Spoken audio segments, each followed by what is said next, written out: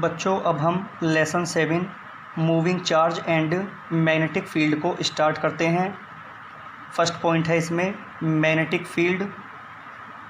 The region around a magnet in which its magnetic effect can be observed is known as magnetic field. It is denoted by vector B.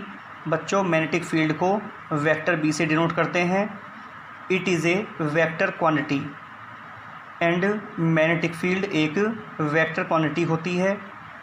बच्चों यदि हम बात करें electrostatic में, point charge produce करता है electric field को, but moving charge electric field and magnetic field दोनों को ही प्रोड्यूस करता है। Hence the source of magnetic field is electric current और मूविंग चार्ज। नेक्स्ट पॉइंट है बच्चों Biot Savart law. Biot and Savart in 1820 performed a experiment to study the magnetic field due to a current carrying conductor which is known as Biot-Savart law. Let us consider a small current element Mn of the wire XY of length delta L. Mn be the small element of the wire XY of length delta L and carrying a current I. Let we have to find the magnetic field delta B at a point P. बच्चों P एक point है जिस पर हमें magnetic field delta B को find करना है, which is at a distance R from this element. और बच्चों पॉइंट P एलिमेंट Mn से R डिस्टेंस पर है। This magnetic field depends upon the following factors. Number 1, it is proportional to the current I flowing through the wire, delta B proportional to I. Number 2, it is proportional to the length delta L of the element, delta B proportional to delta L. Number 3, it is proportional to the sine of the angle theta between the length of the element and the line joining the element to the point P, delta B proportional to sin theta. Number 4th point, it is inversely proportional to the square of the distance R between the element and the point P, delta B inversely proportional to 1 upon R square. Hence delta B proportional to I delta L sin theta but inversely proportional to 1 upon R square, और delta B is equal to mu naught upon 4 pi I delta L sine theta upon R square, where mu naught upon 4 pi is a constant, mu naught is the permeability of free space. The value of mu naught is equal to 4 pi multiply 10⁻⁻⁷ newton per ampere square. बच्चों हम mu naught की value को यहाँ पर put कर देते हैं।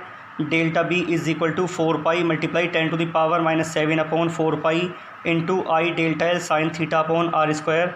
बच्चों हम यहाँ से 4 पाई को कैंसिल कर लेते हैं। Delta B is equal to 10⁻⁷ I delta L sine theta upon R square. Dimension of mu naught. The unit of mu naught is equal to newton upon ampere square. Newton is the unit of force and ampere is the unit of electric current. Hence dimension of mu naught is equal to dimension of force mlt minus 2 upon dimension of current a की 2।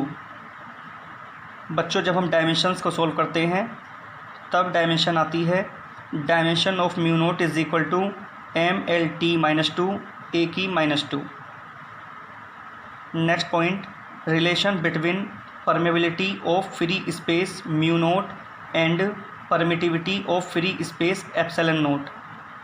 We know that mu naught upon 4 pi is equal to 10⁻⁷ Newton per ampere square, equation number 1st, and 1 upon 4 pi epsilon naught is equal to 9 multiply 10⁹ Newton meter square per coulomb square, equation number 2nd, dividing equation 1st by equation 2nd.